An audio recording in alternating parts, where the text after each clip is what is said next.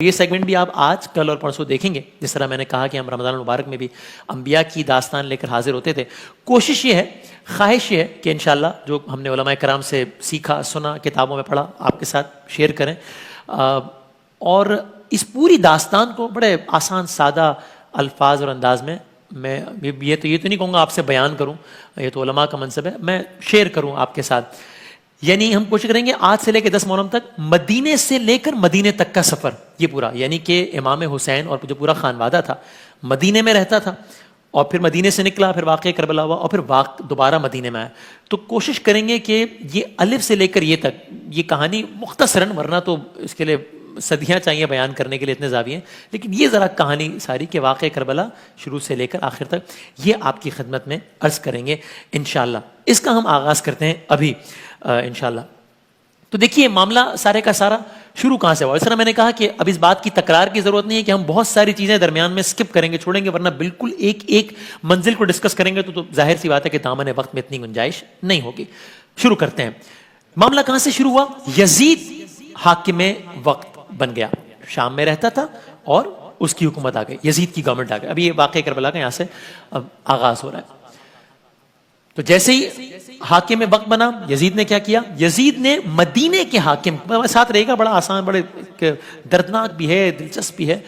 تو یزید حاکم وقت بننے کے بعد اس نے مدینے کا جو حاکم تھا، مدینے کا جو رولر تھا، گورنر تھا، اس کو یہ پیغام بھیجا کہ حسین سے کہو میری بیعت کریں. یعنی نہ صرف یہ کہ یزید اپنی مرضی کا دین نافذ کرنا چاہتا تھا، اپنی ڈیفینیشن کی شریعت نافذ کرنا چاہتا تھا، بلکہ یہ بھی چاہتا تھا کہ امام حسین اس کو آفیشلی انڈورس کریں، کہیں کہ یہ بالکل ٹھیک کر رہا ہے، بیعت کریں میرے ہاتھ پہ.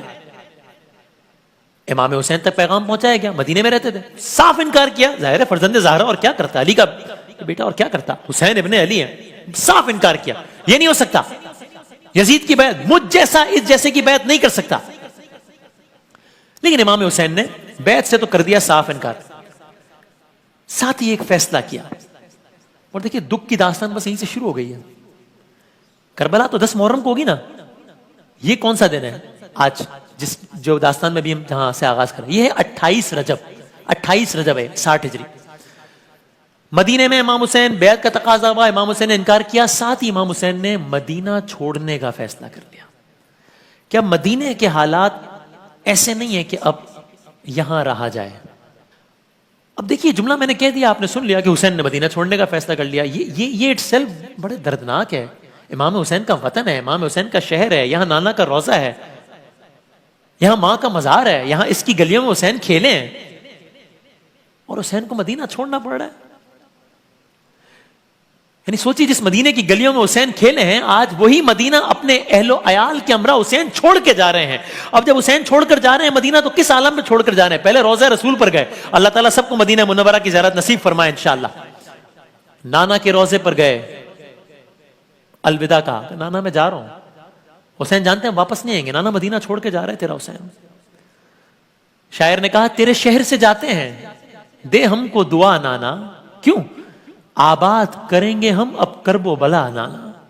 کیوں تیرا دین ہے مشکل میں نانا، میں کیسے رہوں گھر میں، طفلی میں کوئی وعدہ تھا تجھ سے کیا نانا.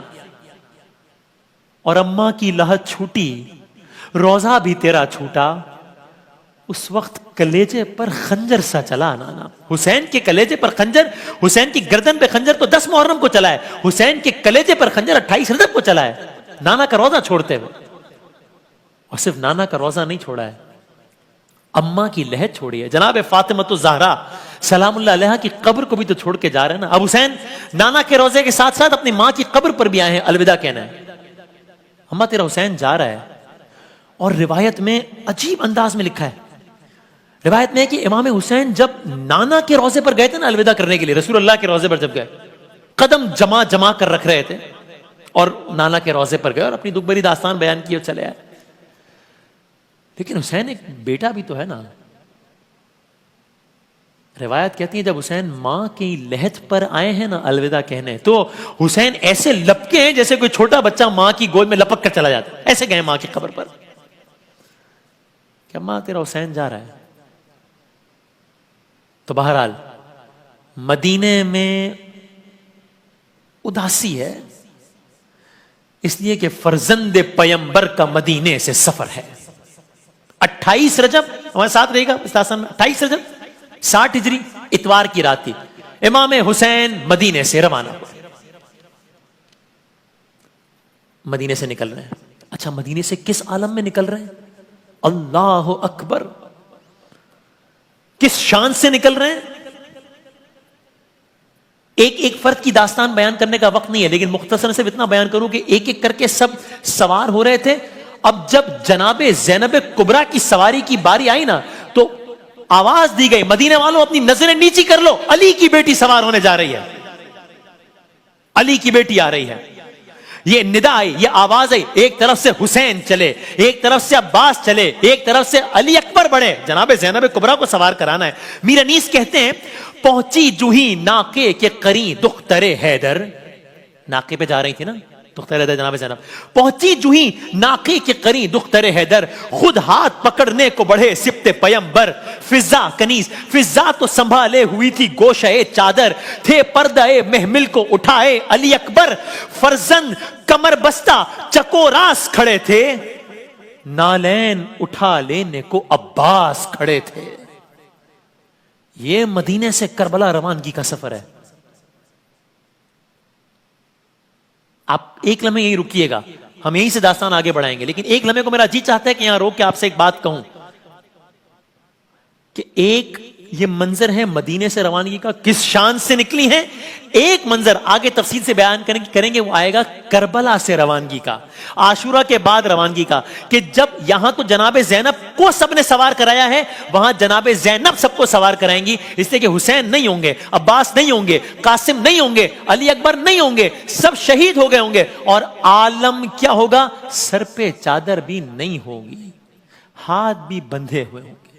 بہرحال مدینے سے کاروان چلا, کہاں گیا؟ مکہ. مدینے سے کب نکلا؟ 28 رجب 60 ہجری. مکہ کب پہنچا؟ 3 شعبان 60 ہجری, کچھ دنوں میں 5-7 دن, 3 شعبان 60 ہجری مکے پہنچ گیا. اچھا جی, مکے میں امام نے قیام کیا. شعبان کا مہینہ, رمضان, ذیقت, ذی الحج, حج کے ایام آ رہے ہیں, سب حج کی تیاری کر رہے ہیں, امام حسین بھی حج کی تیاری کر رہے ہیں. ایک دم کیا ہوا, ایک دم یہ ہوا کہ حج کی تکمیل میں ابھی 2 دن باقی تھے, امام حسین نے حج کو عمرے سے بدل کر مکے سے بھی روانگی اختیار کر لی. اب اس کی داستان کہ کس چیز کے پیچھے کیا منطق تھی, ظاہر ہے وہ تو ہم علماء کرام بتاتے ہیں, ہم تو یہاں آپ کی خدمت واقعات پیش کر رہے ہیں, باقی تو علماء کا منصب بتائیں گے کہ کس عمل کے پیچھے کیا حکمت. لیکن ہم اتنا جانتے ہیں, علماء سے ہم نے سنا کہ حاجیوں کے لباس میں فوج کے سپاہی آئے ہوئے تھے, اور امام حسین نہیں چاہتے تھے کہ خانہ خدا میں کوئی ایسی صورتحال ہو. تو اب امام, یعنی دیکھیے مظلومیت تو دیکھیے, پہلے مدینے سے نکلنا پڑا, نانا کا روضہ چھوڑنا پڑا, ماں کا مزار چھوڑنا پڑا, اب مکے سے جا رہے ہیں اور حج کیے بغیر جا رہے ہیں, حج کو عمرے سے تبدیل کیا اور جا رہے ہیں. مدینے سے مکہ, اب مکے سے امام حسین روانہ ہو رہے ہیں. روانہ ہوتے وقت امام حسین نے کیا فرمایا, کہا موت فرزند آدم کے گلے کا ہار ہے, مجھے اپنے اسلاف سے ملاقات کا اتنا ہی اشتیاق ہے جتنا یعقوب کو یوسف سے ملنے کا اشتیاق تھا. شان رمضان کا واقعہ آپ کے ذہن میں ہے نا, حضرت یعقوب کتنے بیتاب تھے حضرت یوسف علیہ السلام سے ملنے کو, اتنا روئے تھے کہ آنکھوں کی بینائی چلی گئی تھی. امام حسین یہاں مکے میں کہہ رہے ہیں مجھے اپنے اسلاف سے ملاقات کا اتنا ہی اشتیاق ہے جتنا یعقوب کو یوسف سے ملنے کا اشتیاق تھا, میں کل صبح روانہ ہو جاؤں گا. اور امام حسین روانہ ہو گئے, ایام حج میں مکے سے روانہ ہو گئے. ٹھیک, اب منزل کیا ہے؟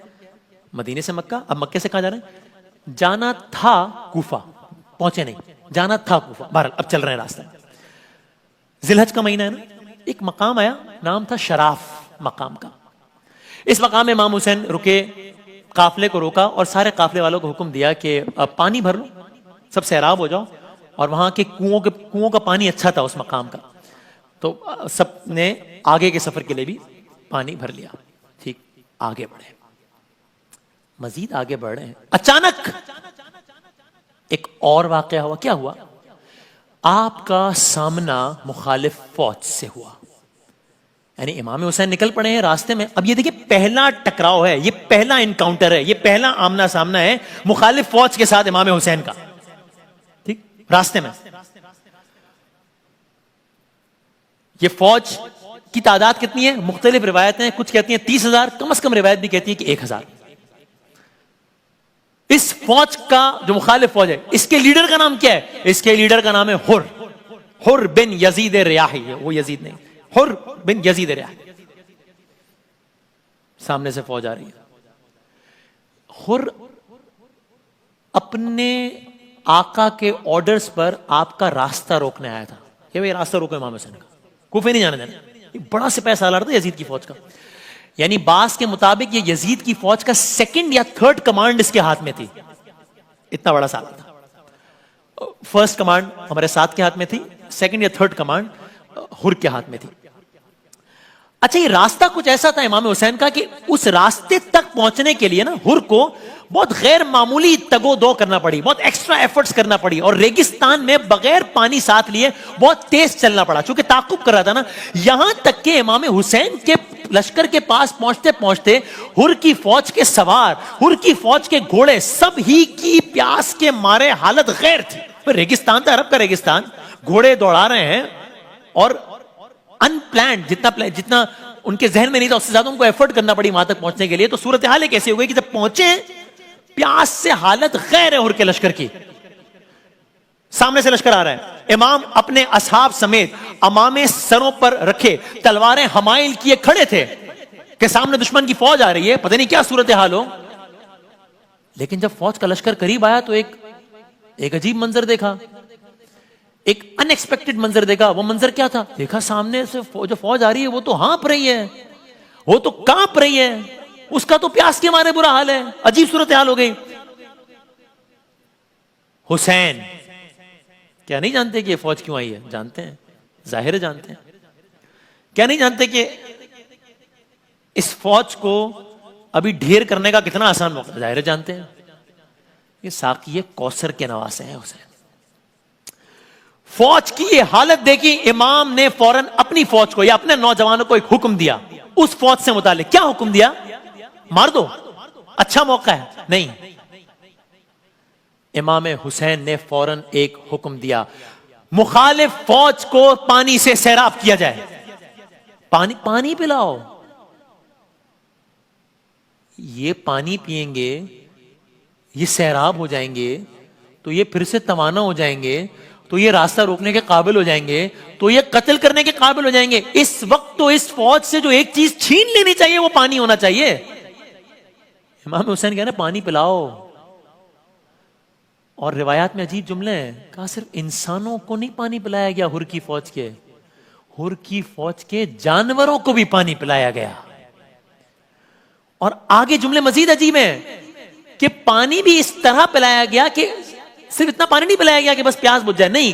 یہاں تک جملے ملتے ہیں علماء کے کہ ہر گھوڑا جب 3، 4 یا 5 مرتبہ پانی پی کر، طبیعت سے پانی پی کر منہ ہٹا لیتا تھا، تب دوسرے گھوڑے کو پانی پلایا جاتا تھا. اتنا سیراب کیا گیا، یہاں تک کہ سب کے سب سیراب ہو گئے.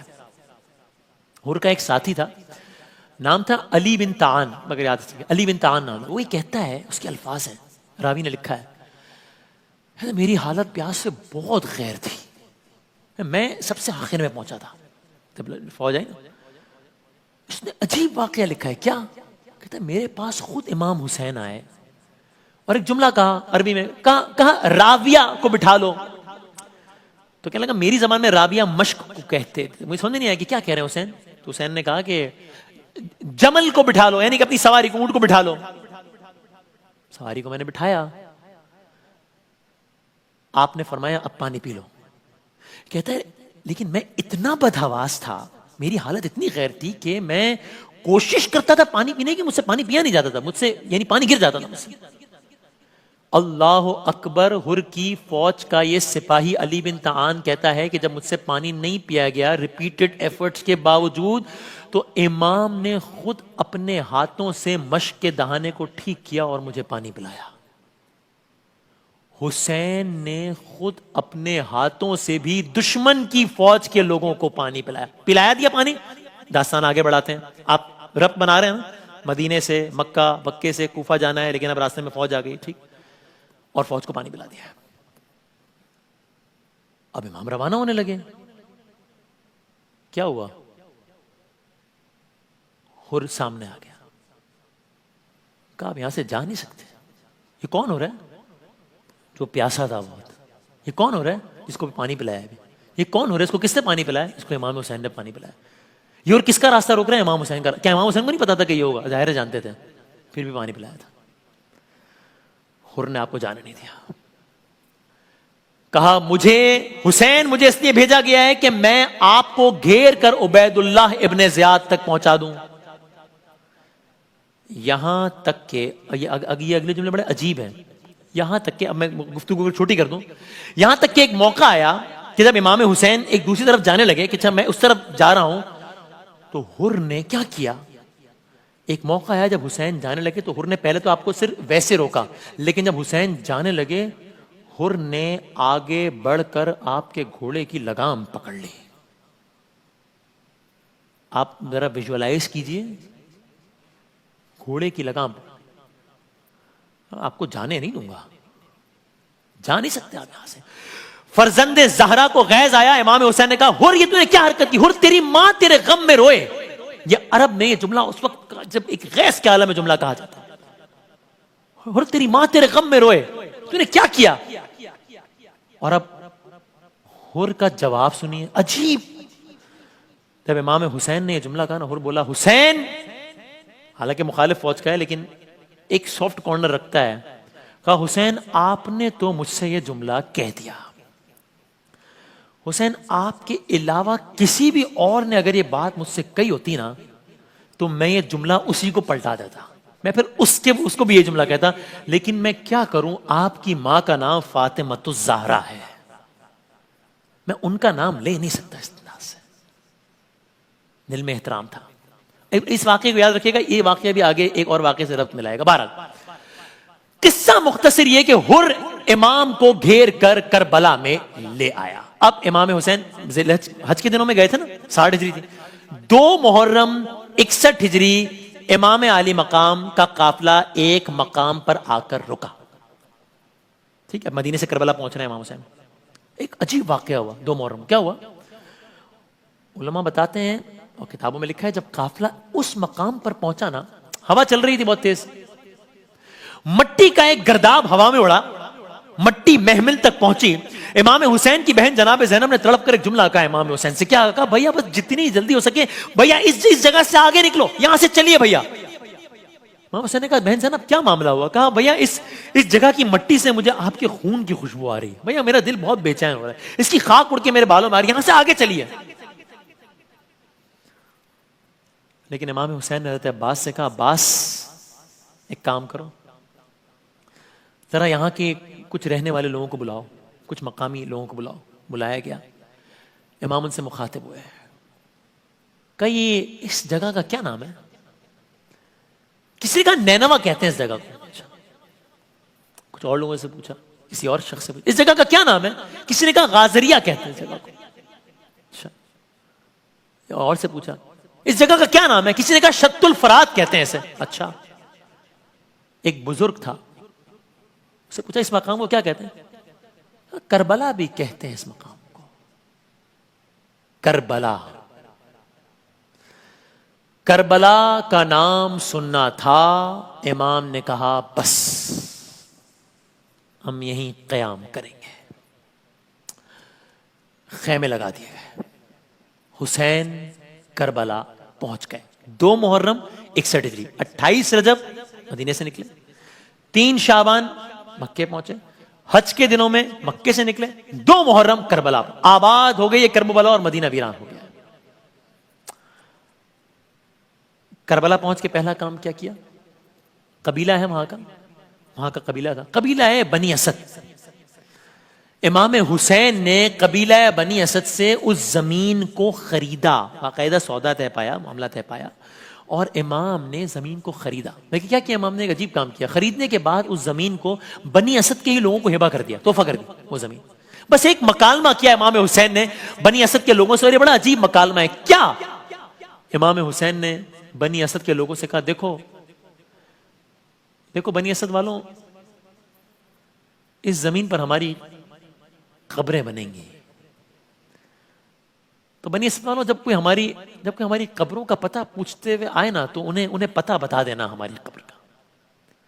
جو یہاں پر ہماری قبر کی زیارت کی غرض سے آئے نا اسے اپنا مہمان بنا لینا, اسے پانی پلانا. عجیب, ابھی کربلا پہنچے اور یہ مکالمہ ہو رہا ہے. پھر امام حسین نے 3 فقرے مختلف طبقات سے کیے. کیا مطلب؟ بنی اسد کے مردوں سے امام حسین نے ایک بات کہی, پھر بنی اسد کی عورتوں سے امام حسین نے ایک بات کی, پھر بنی اسد کے بچوں سے امام حسین نے ایک بات کی. کیا؟ پہلے مردوں سے کہا, اے بندگانے مردانے بنی اسد, جب یہ فوج میں مار کر چلی جائے نا اور ہمارے لاشیں دفنائے نہ جائیں, ہمارے لاشیں یوں ہی پڑے ہوں, تو دیکھو تم کھیتی باڑی کے بہانے آنا اور ہماری قبریں کھود کے ہماری لاشوں کو دفنا دینا. بنی اسد کے لوگ حیران, کیا کہہ رہے ہیں؟ سنا, حیران ہوئے. بہرحال مکالمے کے بعد جب جانے لگے, امام نے کہا, بنی اسد کے لوگوں, اپنی خواتین کو بھیجنا, میں ان سے بھی مخاطب, ان سے کہنا تمہارا مولا تمہیں بلا رہا ہے. بنی اسد کی خواتین ہیں, مولا کیا ماج رہا ہے, یہ کیا ہوا ہے؟ کہا دیکھو میں فاطمہ کا بیٹا ہوں, دیکھو میں زینب کا بھائی ہوں, دیکھو میں نے تمہارے مردوں سے ایک بات کہی ہے, لیکن دیکھو اگر تمہارے مرد نہ آئے نا, ہمیں دفنانے نہ آئے نا, تو دیکھو تم پانی بھرنے کے بہانے آنا اور بس کسی انداز سے, بے شک گڑھے کھود کر, لیکن بس تم کسی انداز سے ہمیں دفنا دینا بس. عورتیں حیران. بہرحال اس مکالمے کے بعد بنی اسد کی عورتیں جب جانے لگی, کہا بنی اسد کی عورتوں اپنے بچوں کو یہاں بھیجنا. بچے آئے, کہا مولا کیا ماجرا ہے؟ کہا دیکھو بچوں, اگر تمہارے ماں باپ نہ آئے نا, تم ایک کام کرنا, ہماری لاشیں یہاں پڑی ہوں گی, تم یہ کرنا, تم کھیلنے کے بہانے آنا, کھیلنے کے بہانے آنا. اور بچے ہیں نا, بچوں کو قبر بنانے کا تو نہیں کہہ سکتے, بچوں ایسا کرنا ہاتھوں میں مٹی بھر بھر کے نا ہماری لاشوں پر ڈال دینا. گویا امام کہہ رہے ہیں, دیکھو بچوں تمہارا کھیل ہو جائے گا, ہماری تدفین ہو جائے گی. آج بھی کربلا میں بعد شام غریباں یہ منظر عجیب ہوتا ہے کہ بنی اسد کے لوگ آتے ہیں آج بھی, اور وہ اپنے انداز میں آتے ہیں. وہ کدال اور یہ جو دفنانے کے لیے جو سامان وہ لے کر آتے ہیں اور اپنے مخصوص انداز میں چلتے ہیں آج بھی. شاعر نے اس واقعے کو بھی بیان کیا, جب کربلا میں داخلہ شاہدی ہوا, تب ذوالجناح شاہ بھی آگے نہ بڑھ سکا. ناگاہ بنی اسد کا قبیلہ بھی آ گیا. سرور نے ان سے پوچھا, امام حسین سرور نے ان سے پوچھا, یہ ہے کون سی جگہ؟ بولے بنی اسد کے ہے نام اس کا کربلا. مولا نے ان سے رو کے وصیت میں یہ کہا, کچھ امتحان ہم پہ کڑے ہوئیں گے یہاں, 10 دن کے بعد لاشیں پڑے ہوئیں گے یہاں. تو اے بنی اسد والو, میرا لاشا اٹھا لینا اور کفن بھی پہنا دینا, میری مرقد بنا دینا. امام حسین نے بنی اسد والوں سے آگے کلام کرتے ہوئے کیا کہا, میرا اکبر, بنی اسد والوں سے کہہ رہے ہیں, بنی اسد والوں میرا اکبر بھی, قاسم بھی, عباس بھی اور اونو محمد میرے پرمہن سب پڑے ہوں گے میدان میں بے کفن, ہوگی مجبور لاچار میری بہن, اس کو تم ایک ردا دینا, میری مرقد بنا دینا. اور کہا میں نبی کا نواسا ہوں اے دوستو, فاطمہ کا دلارا ہوں اے دوستو, تم سے شبیر کچھ بھی نہیں مانگتا, صرف ایک بات کہتا ہوں اے دوستو, کربلا کو سجا دینا, میری مرقد بنا دینا. جب بھی زائر زیارت کو آئے میری, اس کو مہمان رکھنا یہاں 3 دن, ان کو پانی پلانا میری سمت سے, ان کو کھانا کھلانا یہاں 3 دن, ان کو میری دعا دینا, میری مرقد بنا دینا. اور عصر کو تن سے سر میرا ہوگا جدا, میری حرمت کریں گے نہ اہل سقر, دشمنی میں وہ حد سے گزر جائیں گے, گھوڑے دوڑائیں گے وہ میری لاش پر, میرا لاشا بچا لینا, میری مرقد بنا دینا. پھر اسد کے قبیلوں کے بچوں سے بھی اس طرح میرا مولا مخاطب ہوا، اپنی مٹھی میں مٹی اٹھا کر تمہیں ہو سکے تو میری لاش پر ڈالنا، میری ماں سے دعا لینا، میری مرکت بنا دینا، دیکھنا تم کہ کچھ وقت گزرے گا جب اور روزے ہمارے بنیں گے یہاں، نام تو ہے اس جگہ کا کرب و بلا، کل اسے سب پکاریں گے رشک جنا، تم بھی جنت کو پا لینا، میری مرکت بنا لینا۔ ارے میں کہاں جاؤں گا بے کسو بے وطن، سب کہیں گے مجھے شاہ تشنا دہن، رن میں تیروں کا ہوگا میرا پیراہن، خاک کرب و بلا ہوگی میرا کفن، سب کو خاک شفا دینا، میری مرکت بنا دینا۔ اور جس طرح میں نے کہا، اب آخری شعر سنیے، آخری اشعار، اب بھی عاشور کو روزہ شاہ پر آتا ہے سب قبیلہ اسد کا نظر، شاہدی کی وصیت انہیں یاد ہے، اب بھی ماجد یہ کہتے ہیں وہ نوحہ گر، شہ کا لاشا اٹھا لینا، میری مرکت بنا لینا۔ تو دوستو، امام حسین 28 رجب کو چلے ہیں، مدینے سے چلے ہیں، مکے پہنچے ہیں، حج کے ایام میں مکے سے چلے ہیں، کوفے جانا ہے، راستے میں ہر آ گیا ہے، راستہ روکا ہے اور ہر امام کو لے کر کربلا آ گیا ہے، بنی اسد کے قافلے سے مکالمہ، بنی اسد والوں سے قبیلے سے مکالمہ ہو گیا ہے، امام نے بنی اسد کی زمین خرید لی ہے، پھر ان کو واپس تحفے میں دے دی ہے، اور اب امام حسین کے خیمے لگ گئے ہیں، 2 محرم آ گئی ہے، کربلا کا میدان آباد ہو گیا ہے۔ یہاں تک کی داستان آپ نے سنی، اس سے آگے پھر کیا ہوا کل عرض کریں گے آپ کی خدمت میں۔